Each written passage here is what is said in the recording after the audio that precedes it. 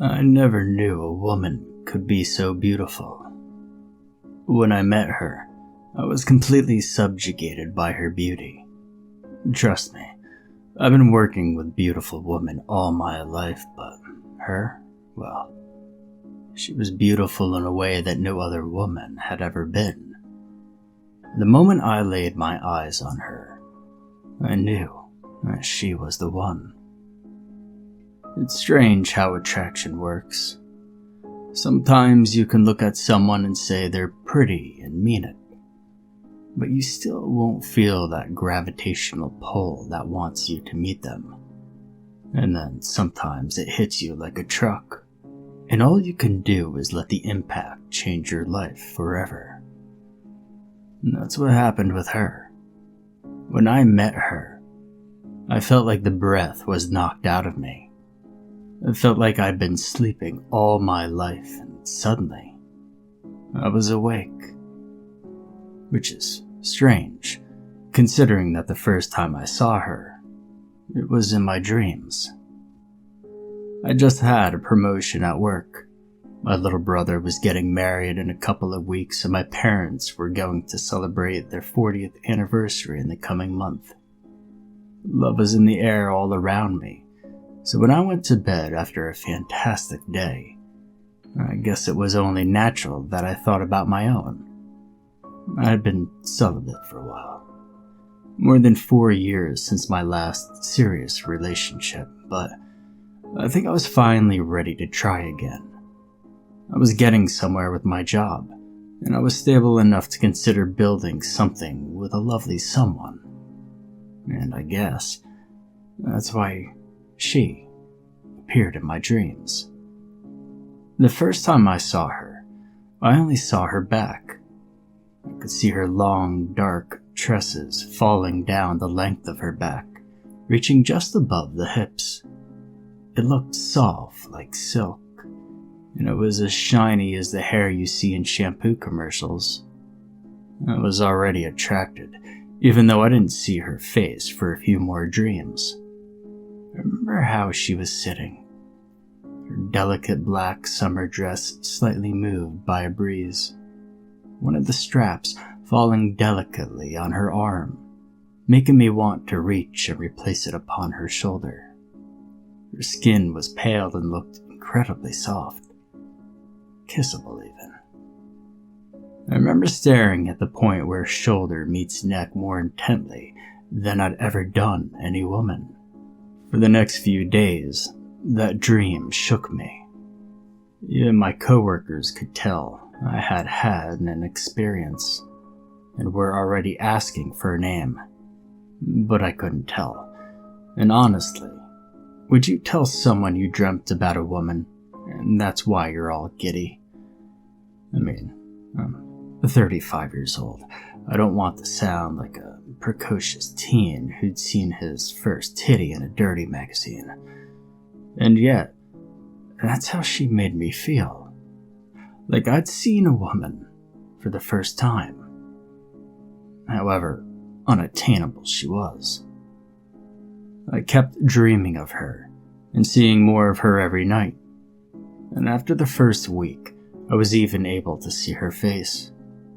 Her eyes remained closed for some reason, but her smile. God, her smile. There was something incredibly pulling about it. I just wanted to reach my fingers to her jaw and let my thumb caress her bottom lip. 10 days later, I met her. For real. In my apartment. I went to bed just like every night and slept. I missed her in my dreams, but somewhere in the middle of the night, I felt a cold hand against my cheek. When I woke up, she was there with me. In retrospect, I probably should have been scared, but the only emotion I felt was an incredible feeling of calmness. "Why aren't you scared of me?" she asked. I stared at her in a stupor, but also quiet admiration. Her eyes were still closed as I reached for her face and finally pressed my thumb to her bottom lip. My head moved left and right, letting her know that I was not afraid. Starting this day, I didn't need to go to sleep anymore to see her. She was there when I came back from work. Every night. I even asked for her name, but she said I wouldn't be able to pronounce it. I could call her Julia, though, if I wanted. I asked her if I could see her eyes, and she told me I would see them in due time, but for now, she preferred to keep them closed, to protect me. I didn't ask more questions. I knew something was off with her right from the get-go, but I didn't care. She was perfect in every way, and I wasn't going to let her go, even if I were to learn she's a demon straight from hell. Whenever I looked at her, I didn't feel threatened. I didn't feel like my life was hanging by a thread that she was the one controlling. I was very much in control of my life. But every passing day, I wanted to spend more and more time with her. I started getting late to work, quitting early. I came back home for lunch and went back late to work. Sometimes, I didn't even go back to work. I just wanted to spend all of my time with her. She worried for me, but I told her not to stress. At some point, I asked my boss for a week off, blaming it on a sickness. I asked him if I could work from home, and I could tell you that not a lot of work was done that week. When I returned to work, people complimented me on my weight loss, saying I looked great. It's true that I might have lost a few pounds, but I guess that's what love was doing to me. I was in love. Trust me. Every fiber of my being was vibrating toward Julia, so much that I forgot to eat sometimes. I could spend hours just staring at her, being totally entranced by her whole being. And sometimes, she would even sing for me as I went to sleep. Not that I could sleep much anymore with her by my side, but I got enough sleep to go by. Plus, coffee helps. And then I received a call from my brother. He was furious. I'd missed the wedding and I hadn't even called to give an explanation, but honest to God, I had forgotten.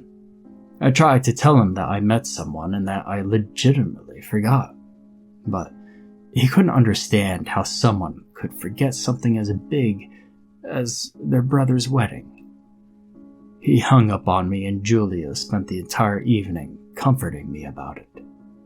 She told me not to worry, that family is strong and that my brother would eventually come to his senses and be glad for me too. She said that there would be plenty of occasions for us to make it up to each other. And I believed her. I stayed in her arms for a while and eventually fell asleep in them, completely emotionally drained from that talk with my brother.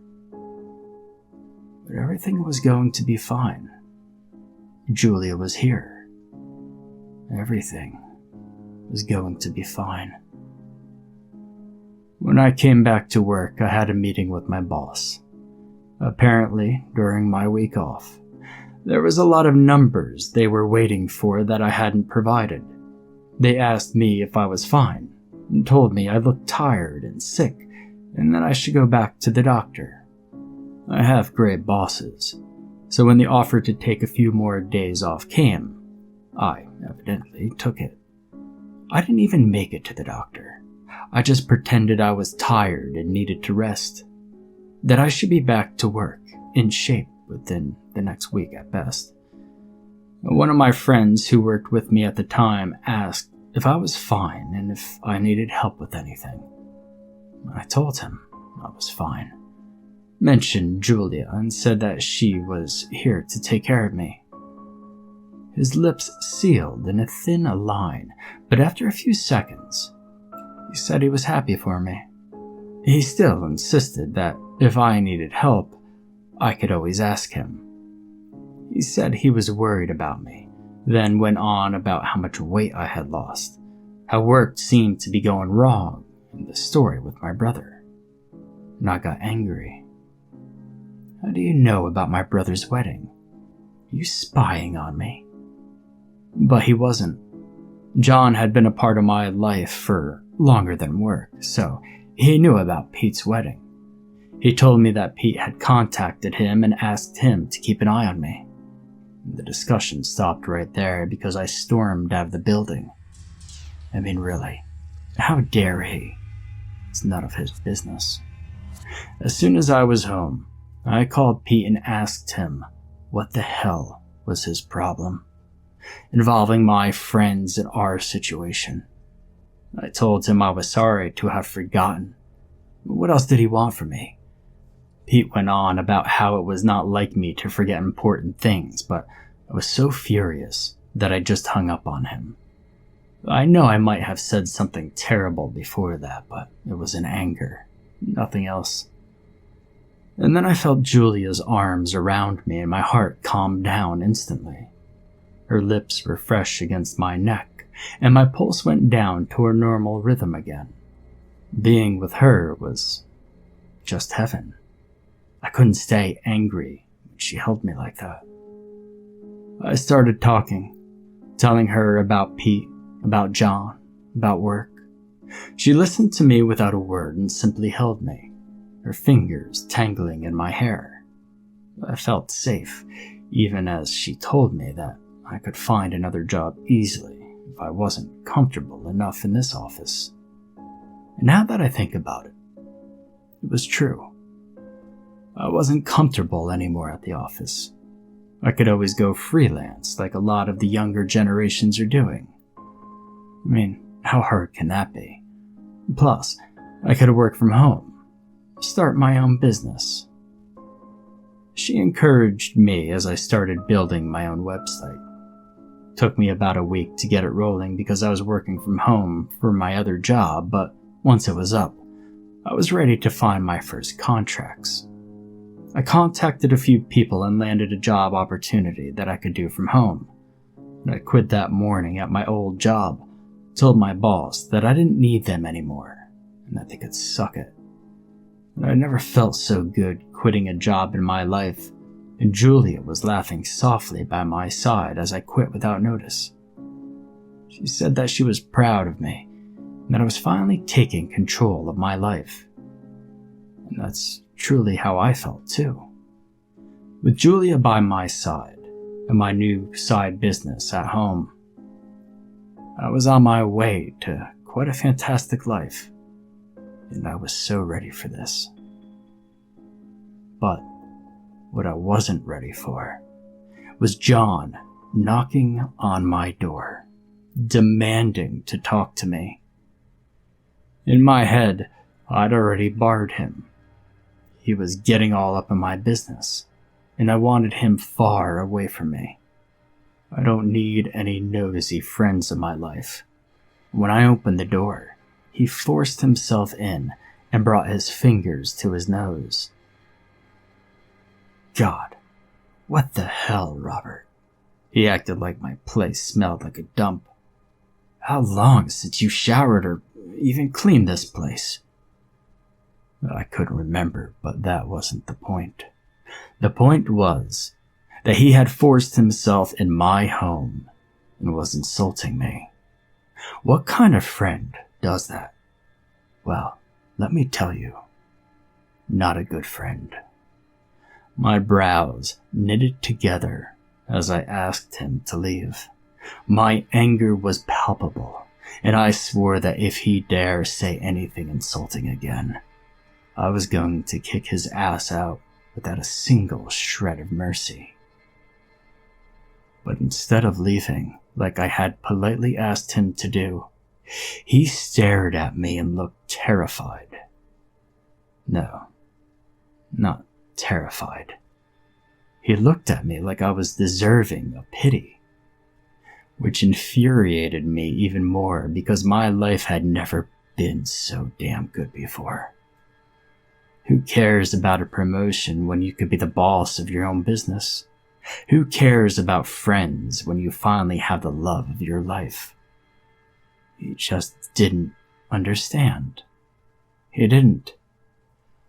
I asked him to leave again, but he started talking about hair and weight loss, hygiene and mental health. So, not only was he questioning my choices, but he was also going to call me crazy now. I urged him to leave again until I felt Julia's hand on my shoulder. I placed my own on top of hers, and a soft smile curled my lips. I had everything I needed right here. And then I saw her open her eyes. Pitch black, with a shiny orange iris in the middle. John screamed and backed into the wall, calling my Julia a monster. My beautiful Julia. He kept screaming about what the hell is that thing, and I couldn't stand it anymore. I jumped on him and started beating him down so he would shut up. Just shut up. He didn't know a thing about love. How could he?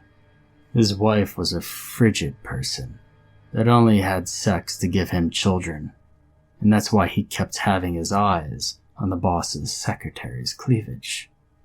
He was a pathetic man. He was nosy, and he should have listened when I told him to leave. I only stopped when Julia's hands once more touched my shoulder, telling me it was enough. John wasn't recognizable anymore, and he definitely wasn't moving. At this moment, I had a moment of realization.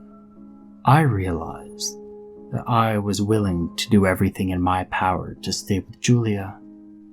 There would be nothing that would ever get in the way of my love for her. We were made to be together, and no one, oh, I repeat, no one is ever going to be allowed to call her a monster. She's not. She's everything to me. She's my whole world, my universe, and I'll sign my soul over to her without a single shred of doubt or worry. If she asked me to take over the world, I would. I would do anything for her. I would even bury a friend.